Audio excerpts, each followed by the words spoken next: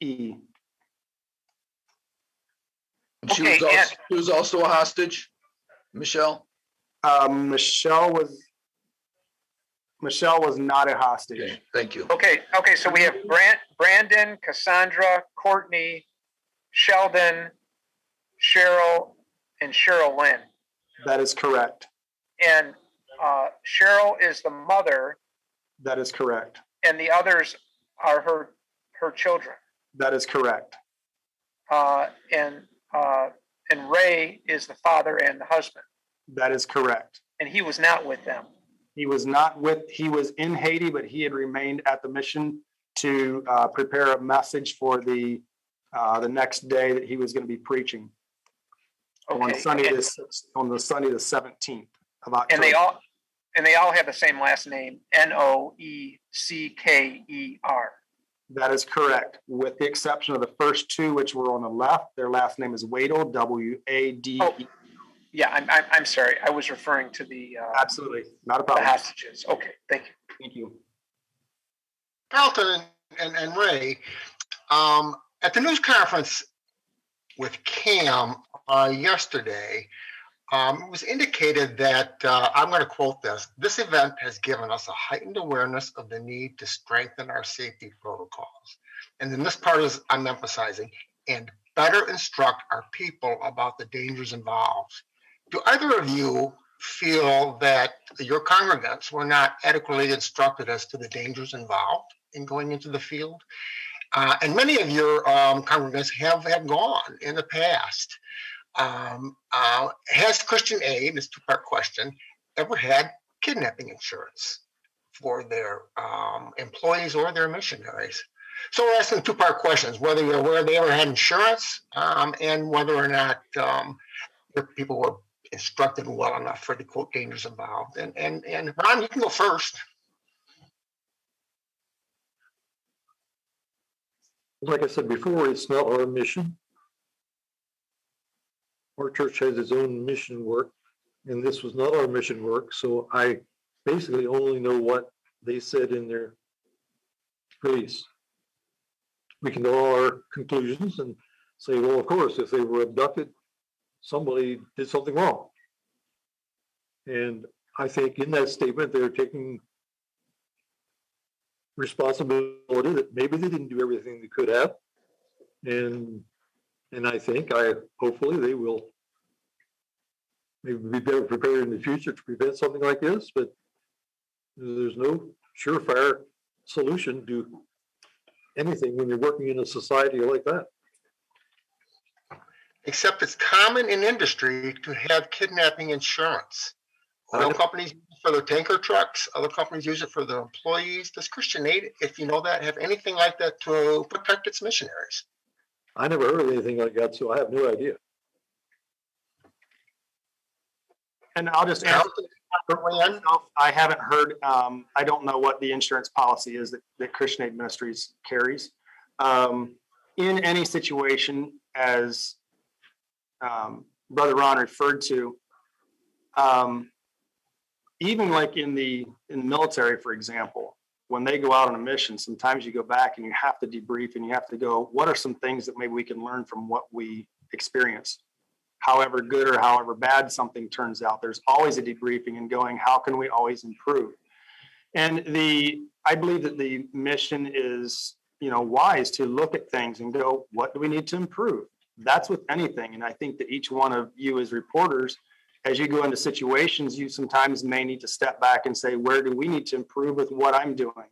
Or at least in any industry that I've ever been aware of and individuals that I've spoke with, they're always trying to better themselves. So they are critiquing what and how they do things. I cannot speak on behalf of Christian Aid as to what they've done otherwise, or even give any of my thoughts otherwise than that. So I know that's not totally directly answering the question, but I believe that helps. I think that that's really the answer to it. We always need to look at how we can improve things. There's a gentleman, as I have talked about him in the community, both in Hart and Shelby, And I'm beginning to hear comments where people are saying things, and I'll give you a direct quote from a resident of Hart who I talked to, and he was wearing a Vietnam veteran's cap. And this gentleman said, quote, I spent 9 months in a war zone. If they willingly went into a war zone, they deserve the consequences. Now, that's harsh, but have you begun to hear a backlash about the decisions to go into that, especially to take children? Sure. Everybody's going to have their different opinions one way or another on something. I don't know of any organization, and I reference to the military, when they need to debrief on something. There are always people on both sides of every situation that are going to have their thoughts that's going to be opposite of what is done. There are going to be people who are going to support. There are going to be people that are going to be against. So this gentleman that you're referring to, I don't need to know his name. I don't care to know his name, quite honestly. But that's his opinion of that. And everybody is going to have their difference of opinion. I believe that in Christian Aid Ministries, in their release yesterday, mentioned that the children, as they were there, they had gone to an orphanage to be with some of the children there, and they were able to spend some time playing together. So in that regard, it was a bonus for the children to be there. And of course, there's going to always be people that's going to have difference of opinion on what should or shouldn't be done. But that's each person's opinion. Thank you. Hi, Carlton, and hi, Ron. This is Hannah from CBS. I had read a report that, or I guess we do know that 2 members of this family were released in, weeks prior. And so I was wondering if you could just clarify, which members of the family were released prior and which were part of the group of 12.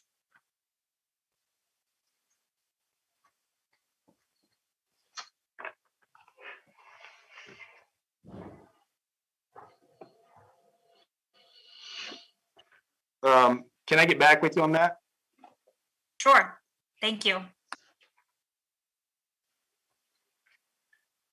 So not all, that was something I didn't know. Some of the 6 may not have been part of the 12 who escaped.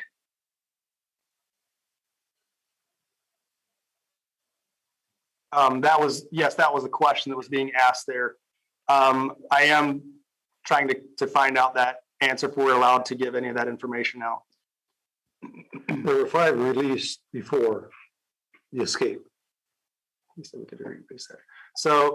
there were 2 that were released earlier. There was a total of 6 in captivity, right? So the mother and the youngest were released before. They were released with the group of 3 that was released. Was that 2 weeks ago now?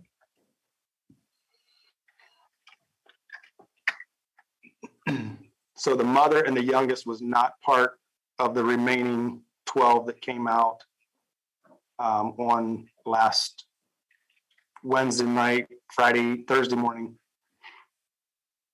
Okay, so 4 of the 6 members of this family were in the group that escaped.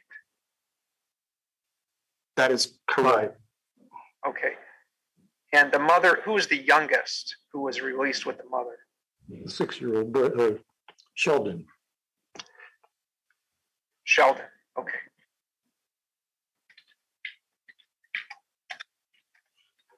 Now, there was some talk that money was raised for ransom in this case. You either of you heard anything about that? Do you have any knowledge of that? We only heard what Cam had released yesterday, so we have not been privy to any of that other information as to how much was raised, what was given. We do not have any of the terms of the ransom money or anything.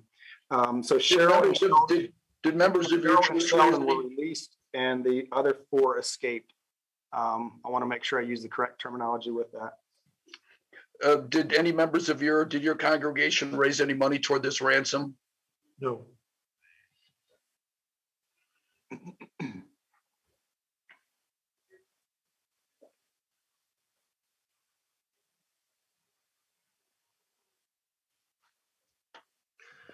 Did either of you gentlemen hear either directly from Ray or through an intermediary on what the hostages during their ordeal escaping?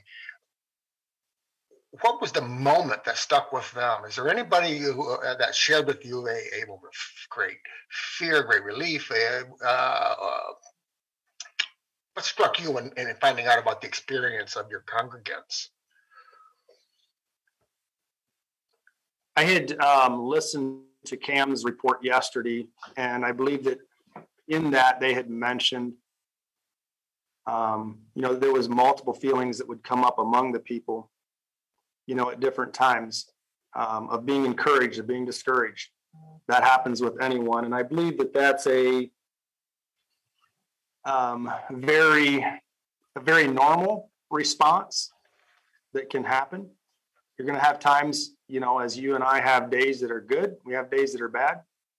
And when you have, was it 63 days total? Something like that, 62 days. I'm not exactly sure the number of days from October the 16th to December the 16th. You're going to have a lot of different days that have a lot of different emotions happen. I was encouraged as I heard that they were able to spend a lot of time singing and praying together. From what I heard from Cam, they were all able to spend time together as a group. They were not kept in separate areas, so that was a blessing as well. They were able to encourage one another. It's always good to have support of family, of friends, of churches, of community. And so an ember, you pull an ember from a fire and you set it off by itself, it will soon die out. But yet when that ember is with the remaining coals, it will continue to burn for a long time and continue to put out heat. And so community, whether that community is part of family, whether it's part of church, it's always very important. Could you guys talk about your thoughts on the kidnappers?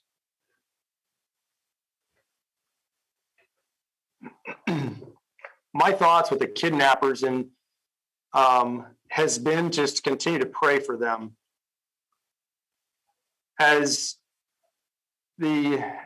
I'm coming from a perspective as a believer. So any of the perspective that I'm going to get is hopefully coming from that perspective as a believer. And I have compassion for them. I have concern for them because the lifestyle that is being lived as that of a kidnapper is not in the way of God. And God is the one who has the last say on each one of our lives. God is the one who is the judge of our lives. It's not me. It's not you. Thankfully, it's not me. And thankfully, it's not you. But thankfully, God, he is omnipresent. He's omniscient. And he is sovereign. And he sees the beginning from the end. And so my prayer for them is that they would also be able to come to serve Jesus Christ as the Lord and Savior of their life, that they would also be able to go out and to witness to their community and be able to share of what God has done in their life. God has done so much in my life. God has changed me. Without God in my life, I could be that very same person.